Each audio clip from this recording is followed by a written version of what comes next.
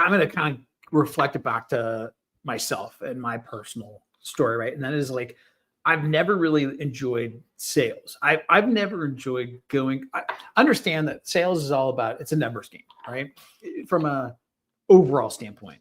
And that is, hey, you go talk to 100 people, 80 of them are going to, 70 of them are going to tell you to pound sand, and 30% are going to be interested in what you have to hear, and maybe close to 20%.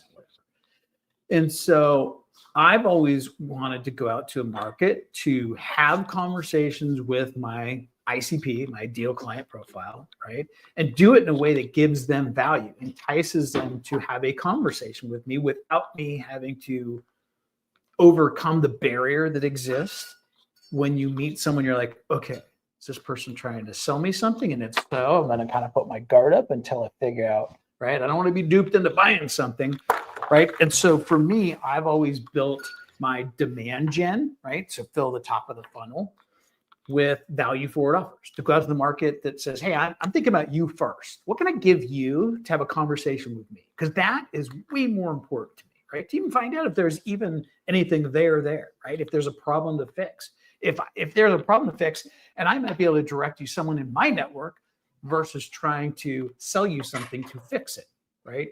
So, to me, that is what is, by the way, inherently wrong with cold outreach today, is it's all about me. I respond to so many cold outreaches that I personally get to kind of tell them, like, hey, this is not a way to do it. I've rewritten cold outreach emails for people trying to sell me on something, right? To say, this is how you should write it. Or I'll respond back and say, what's not for me, right? Like, I see a lot of stuff about you and your firm, and right, and scheduling a meeting with you, but like, what's in it for me?